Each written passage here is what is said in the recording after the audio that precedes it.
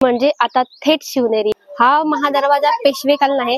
म्हणजे माझी उंची पाहिजे माझ्या उंचीपेक्षा थोड्या वरती म्हणजे 6 फुटाचा माणूस आरामात उभा राहील. आणि हा कदाचित यादवकालीन असू शकतो.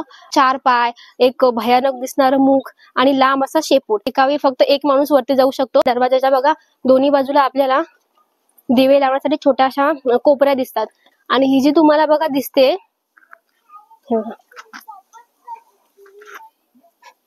ही त्यावेळची पायवाट आहे. याच्या आकारावरूनच या दरवाजाला हत्ती दरवाजा असं बोलतात. आणि शिवाई देवीच्या नावानेच शिवरायांचं नाव शिवाजी ठेवलं गेलं होतं. जय शिवराय युट्यूबर्सी.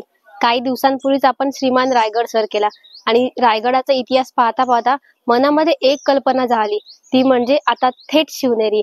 आणि हाच विचार मनामध्ये घेऊन माझी पावलं आपोआप शिवनेरीच्या दिशेने वळाली. आणि आत्ता मी आहे शिवनेरीच्या इथे. आणि माझ्या मागे तुम्हाला दिसतो जो शिवनेरीचा यंगेस्ट प्रवेशद्वार आहे, म्हणजे जो पेशवेकालीन आहे तो. तर आजचा आपला हा मुद्दा असा आहे की शिवनेरीवरती एकूण 7 दरवाजे आहेत. ते 7 दरवाजे कोणते आहेत, त्यांचं काय वैशिष्ट्य आहे आणि ते केव्हाचे आहेत, हे सगळं आपण पाहून घेणार आहोत. त्यानंतर शिवजन्मभूमी पाहणार आहोत.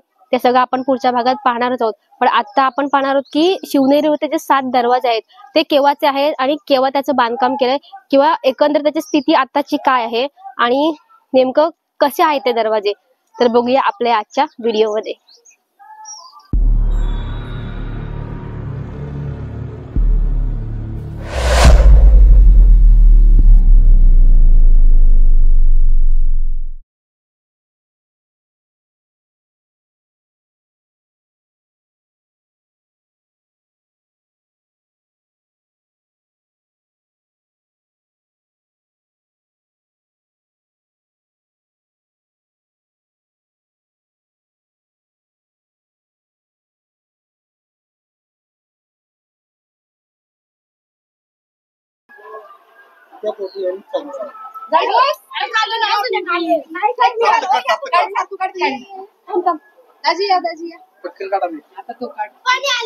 हा आहे शिवनेरी किल्ल्यातील सगळ्यात प्रमुख आणि मोठा महादरवाजा.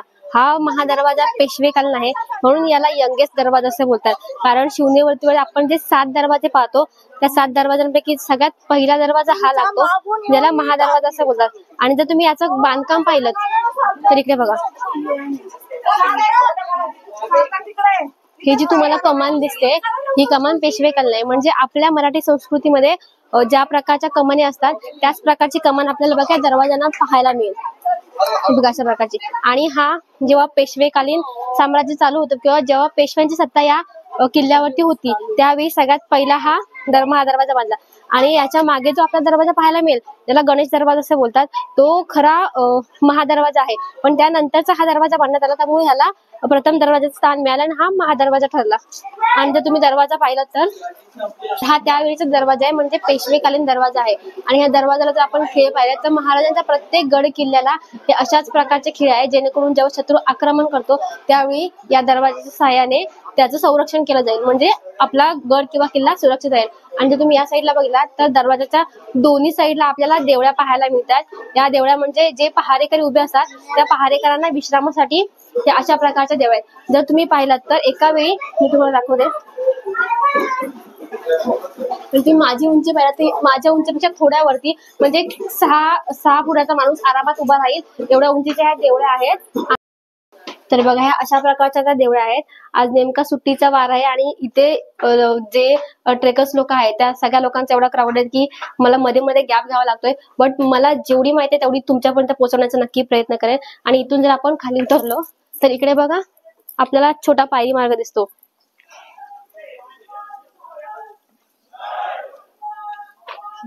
आणि जर या पायरी मार्गाने आपण वरती गेलं तर पहारेकरांना इथून जर कोणताही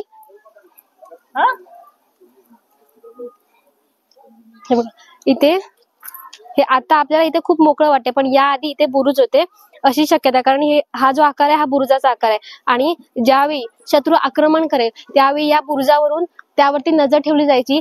म्हणजे इथून जो आपण पायरी मार्गाने वरती आलो तिथून वरती आल्याच्या नंतर हे 2 बुरुज आहेत, त्यामधला हा बघा हा इथे काय आणि तो त्या बाजूला तिकडे, तोही तुम्हाला दाखवते मी.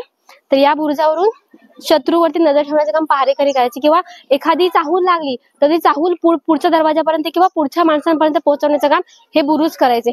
आणि जर आपण तसा सेम बघा बुरुज या साईडलाही आहे, बघा सेम बुरुज, आणि इथून वरती फारसं काही असं दिसत नाहीये. सो आपण आता खाली जाऊयात. आणि त्या ज्या पायरीने आपण वरती आलो त्या पायऱ्यांची तुम्हाला मी गंमत सांगते. समजा शत्रूने आक्रमण केलं, दरवाजा फोडून शत्रू आतमध्ये, दरवाजा फोडून आतमध्ये येणं एवढं सोपं नाहीये, पण तरी शत्रू जर समजा दरवाजा फोडून आतमध्ये आला तर ज्यावेळी इथे जे पहारेकरी आहेत, तर बघा ही वाट आता थोडी मोठी केली जेव्हा याचं नूतनीकरण केलं असेल तेव्हा, पण पूर्वीच्या काळी या वाटेमध्ये एकावेळी फक्त एकच माणूस जाऊ शकतो. त्यामुळे समजा शत्रूने आक्रमण केलं आणि इथे जो असणार, इथे दोन बाजूला जे दोन पहारेकरी आहेत ते पहारेकरी इथून आतमध्ये आले आणि इथून पळत ते बुरुजावरून लक्ष ठेवणार, मग त्यावेळी एकावेळी फक्त एकच माणूस पळून जाऊ शकतो. एवढीच मोकळी स्पेस या पायऱ्यांवरती असते, ज्या आता आपल्याला थोडं अरुंद दिसत आहे, पण पूर्वीच्या काळी या छोट्या आकाराच्या किंवा एकावेळी एकच माणूस जाईल एवढ्याच पायऱ्या होत्या. आता आपल्याला इथून दुसऱ्या दरवाजापर्यंत जायचंय, म्हणजेच आपल्याला जायचं आता गणेश दरवाजापाशी.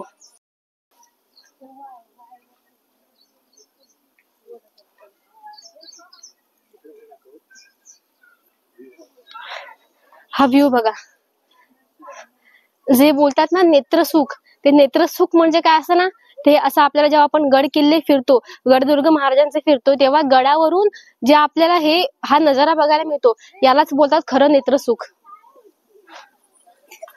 त्यावेळीची बोलतात की जुन्नर बाजारपेठ ही अशी असायची, शिवनेरीच्या पायथ्याखाली होती, जे आता आपल्याला बघा हे अशा प्रकारे बघायला मिळते. आणि पूर्वीच्या काळी ही खरी म्हणजे शिवरायांच्या काळची बाजारपेठ होती, जुन्नर बाजारपेठ, जी सगळ्यात मोठी आणि आकर्षक अशी बाजारपेठ होती, ती आपल्याला आता अशी बघायला मिळते.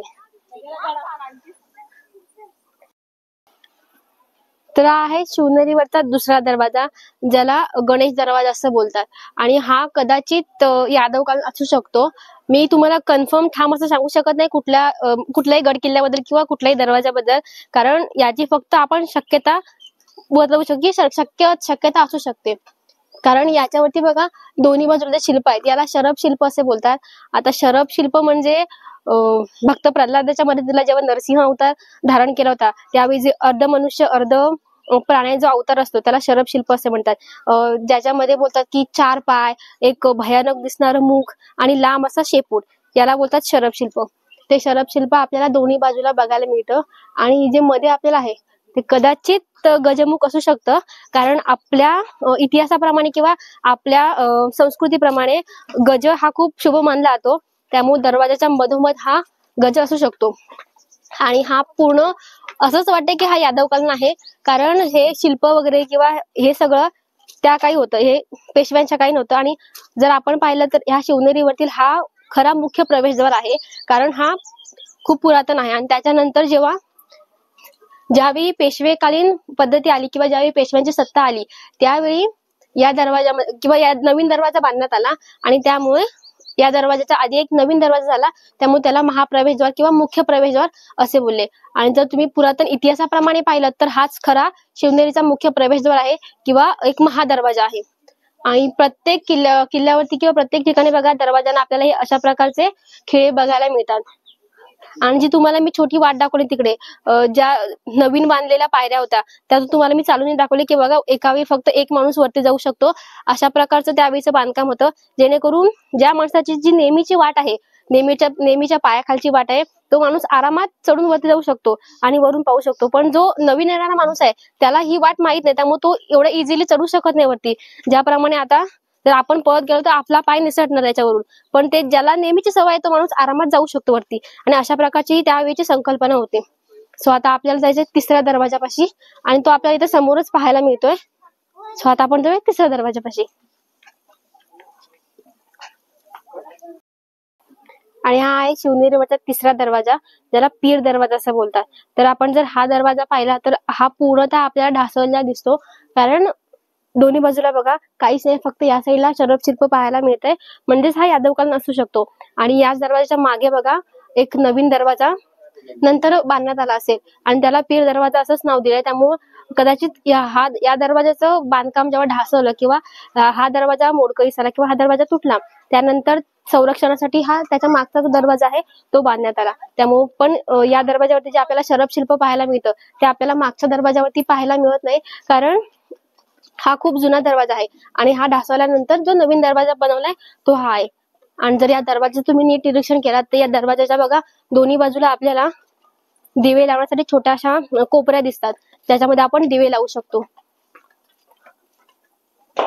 आणि प्रत्येक दरवाजाच्या मागे असणाऱ्या देवळ्या ह्या बघा तुम्हाला बघायला मिळतातच. इथेही दरवाजाच्या दोन्ही बाजूला आपल्याला देवळ्या बघायला मिळत आहेत. देवड्या की देवळ्या यामध्ये माझं कन्फ्युजन आहे. जर तुम्हाला परफेक्ट माहित असेल तर मला नक्की कमेंट करून सांगा, कारण काही काही शब्द असे असतात की जे आपल्याला कदाचित परफेक्ट उच्चारता येत नाही किंवा परफेक्ट बोलता येत नाहीत. जर ते तुम्हाला माहित असेल तर मला नक्की कमेंट करून सांगा, जेणेकरून मी नेक्स्ट व्हिडिओमध्ये चेंजेस करेन. आणि बघा ह्या इथे असणाऱ्या ह्या ज्या देवळ्या आहेत किती उंच आणि किती मोठ्या आहेत बघा. आपण पहिला दरवाजा जेव्हा पाहिला महादरवाजा तिथे असणाऱ्या देवळ्या ह्या माझ्या हाईट एवढ्या होत्या, माझ्या हाईट पेक्षा थोड्या उंच, म्हणजे एक 6 फुटाचा माणूस आरामात राहील एवढ्या होत्या.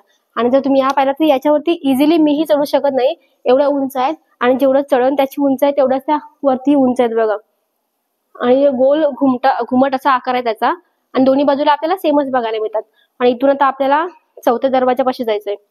चला आता बघा आपल्याला चौथ्या दरवाजापाशी जायचंय, पण जाताना मध्येच थांबले यासाठी, कारण इथे जे गड संवर्धनाचं काम झालंय करून, तर तिथे बघा अशा वेगवेगळ्या प्रकारची झाडं लावली आहेत. जी झाडं आपण केव्हा पाहिली नाही किंवा त्यांची नावही आपल्याला माहित नाही. अशा वेगवेगळ्या प्रकारची झाडं लावून इथे हिरवळ केली आहे, कारण इथला जो ही नवीन पायवाट बांधले तो रस्ता उन्हाचा आहे. आणि दोन्ही बाजूला अशी झाडं लावली आहेत मोठी, जेणेकरून त्या पूर्ण पायवाटेवर दोन्ही बाजूने सावली आले. आणि इथे बघा वेगवेगळ्या प्रकारचे झाडं, त्यांच्यावरती ना त्यांची नावं आणि त्यांना वेगवेगळ्या भाषेमध्ये काय बोलतात तेही प्रत्येक झाडावरती आपल्याला लिहिलेलं दिसतं. आणि इथून आपल्याला सरळ आता जायचंय चौथ्या दरवाजापाशी.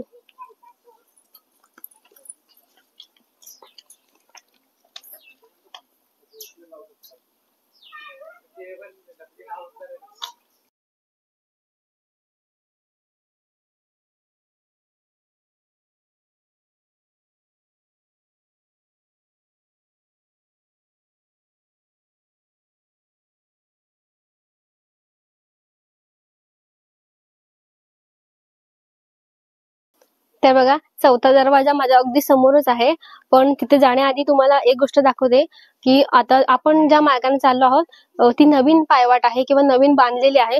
आणि ही जी तुम्हाला बघा दिसते, हे बघा, ही त्यावेळची पायवाट आहे. म्हणजे या पायरी मार्गाने त्यावेळी गड किंवा किल्ला चढला जायचा. आणि ही आता जी बांधली आहे ती आपल्याला बघायला, आणि ही याच्यावरून आपण आरामात जाऊ शकतो, कारण ही आजही सुव्यवस्थित आहे. खूप लोक त्या वाटेचा पण वापर करतात, पण आपल्याला दरवाजापाशी जायचंय, सो आपण याच वाटेने जाऊयात.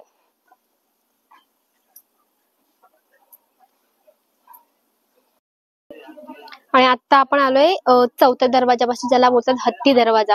तर हत्ती दरवाजा नेमका कसा आहे तो आपण पुढे जाऊन पाहूयात, कारण तो असा गायमुख पद्धतीने आहे आणि म्हणूनच याला हत्ती दरवाजा असं म्हणतात. म्हणजे हत्तीच्या सोंडाचा जसा आकार असतो, जशी सोंड ती वाकलेली असते त्याप्रमाणे या दरवाजाचं मुख आहे. म्हणजे जर तुम्ही इथून पाहिलात तर तुम्हाला सरळ ही भिंत दिसेल किंवा ही तटबंदी दिसेल, पण जर तुम्हाला दरवाजापाशी पोहोचायचं तर तुम्हाला टर्न घेऊन या बाजूने असं सरळ जावं लागेल, तेव्हा आपण जाऊन दरवाजापाशी पोहोचणार. आणि या सोंड्याच्या आकारावरूनच या दरवाजाला हत्ती दरवाजा असं बोलतात. तर आपण आतमध्ये जाऊन बघूया की दरवाजा नेमका कोणत्या बाजूने कसा वळालाय तो.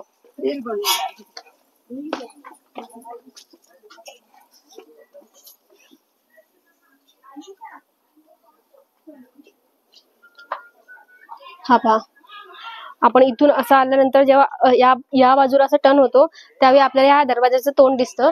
आणि हा शिवनेरी किल्ल्यावरती सगळ्यात मोठ्या आकाराचा आवाढव्य असा दरवाजा आहे, जो उंचीला पण खूप आहे आणि भक्कमही आहे किंवा मोठाही आहे, म्हणून याला हत्ती दरवाजा असं बोलतात.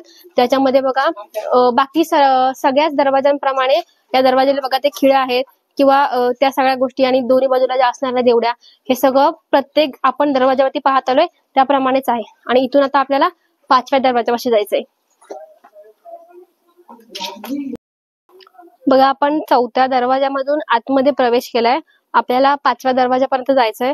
पण इथे बघा आपल्याला 2 मार्ग दिसतात, ज्यामध्ये जर तुम्ही उजव्या बाजूला पाहिलं तर शिवजन्मस्थळ, म्हणजे ज्यासाठी आपण इथपर्यंत आलोय ते ठिकाण वरती आहे. पण त्याआधी ज्यांच्यावरून किंवा जिथून सुरुवात झाली, जिथून नाव पडलं महाराजांचं, ते शिवाई देवीचं मंदिर आपण आधी पाहणार आहोत. त्यामुळे आपण आता या डाव्या मार्गाने इकडे सरळ जाणार आहोत आणि त्यानंतर आपल्याला शिवजन्मस्थळ पाहायचंय. चला.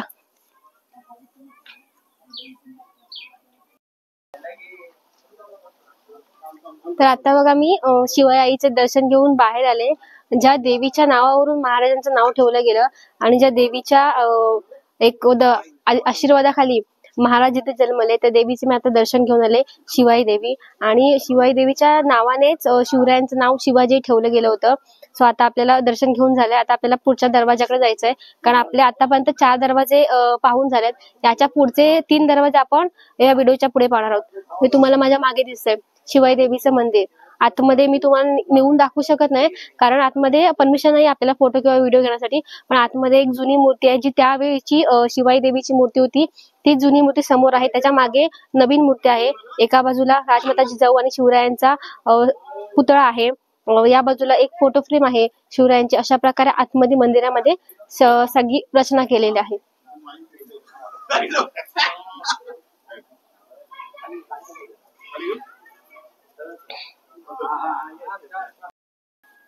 तर आता बघा आपण आलोय मेणा दरवाजापाशी आणि इथून पुढे गेल्यावर आपल्याला कुलूप दरवाजा मिळणार आहे, म्हणजे जो शेवटचा दरवाजा आहे या किल्ल्याचा तो. तर हा आहे मेणा दरवाजा. जर तुम्ही या मेणा दरवाजाकडे पाहिलं तर त्याचं बांधकाम बघा कशा प्रकारे आहे, म्हणजे मराठी स्थापत्य शैलीमध्ये ज्या प्रकारे आकार असतात, म्हणजे जशी तुम्ही ही कमानी बघताय त्या प्रकारे, म्हणजे हा एकदम पुरातन काळी आपल्याला वाटत नाहीये की कदाचित पेशवे काळाने असू शकतो दरवाजा, कारण त्याचं बांधकाम त्या पद्धतीचं आहे. आणि मेणा दरवाजा म्हणजे छोट्या आकाराचा दरवाजा, आणि मेणा म्हणजे ज्यावेळी राजा महाराजांचे किंवा राणी महाराण्यांचे मेणे जिथून जायचे तो दरवाजा, किंवा ज्या दरवाजापाशी आल्यानंतर पुढे संदेश दिला जायचा किंवा पुढे सांगितलं जायचं की पालखी इथपर्यंत आले, मेणा दरवाजापर्यंत आले, तो दरवाजा म्हणजे मेणा दरवाजा. आणि आता हा मेणा दरवाजा पार करून आपल्याला जायचा आहे, कारण इथून आपल्याला समोरच पाहायला मिळणार आहे तो म्हणजे कुलूप दरवाजा. या शिवनेरी किल्ल्याचा सगळ्यात शेवटचा दरवाजा तो म्हणजे कुलूप दरवाजा. तर बघा आता आपण ज्या दरवाजापाशी उभे आहेत किंवा ज्या दरवाजाच्या समोर उभे आहोत तो आहे कुलूप दरवाजा. शिवनेरीला लाभलेले 7 दरवाजे त्यातील हा अंतिम दरवाजा, म्हणजेच या शिवनेरी किल्ल्याचा अंतिम टप्पा दरवाजांमधला तो म्हणजे कुलूप दरवाजा. 7 दरवाजांची भक्कम अशी संरक्षण किंवा भक्कम अशी तटबंदी लाभले या किल्ल्याला, आणि म्हणूनच हा किल्ला जिंकणे सहजासहजी कुणाच्या हातामध्ये नव्हतं किंवा इतकं सहज सोपं नव्हतं ते की कोणी येऊन हा किल्ला जिंकून जाईल, कारण 7 दरवाजे पार करत शत्रूला इथपर्यंत येणं पॉसिबल नव्हतं आणि हा किल्ला जिंकणं. आणि ऐकायला कदाचित थोडं वाईटही वाटेल की ज्या महाराजांचा जन्म या शिवनेरीवरती झाला, जी छोटी चिमुकली पावले या किल्ल्यावरती अवतरली महाराजांची, त्या महाराजांनाही हा किल्ला त्यांच्या आयुष्यामध्ये जिंकता आला नाही. त्यांनी खूप प्रयत्न केले हा किल्ला जिंकायला, पण अखेरपर्यंत शिवनेरी हा स्वराज्यामध्ये केव्हा आला नाही किंवा महाराजांच्या ताब्यात केव्हा मिळाला नाही. पण त्यांचा जन्म या किल्ल्यावरती झाला आणि त्यामुळेच हा किल्ला एवढा प्रसिद्ध झाला की जे संपूर्ण महाराष्ट्राचे किंवा संबंध महाराष्ट्राचे आराध्य दैवत आपण ज्यांना मानतो ते म्हणजे शूरवीर छत्रपती शिवाजी महाराज, ज्यांचा जन्म कुठे झाला तर शिवनेरीवर झाला.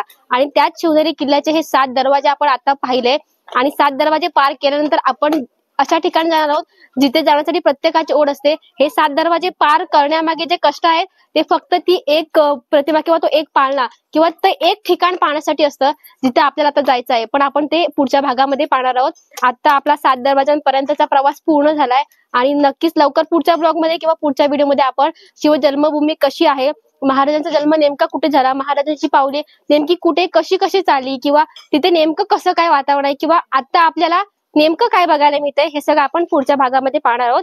आतासाठी फक्त एवढंच. पुन्हा भेटू एका नवीन व्हिडिओमध्ये. जय शिवराय.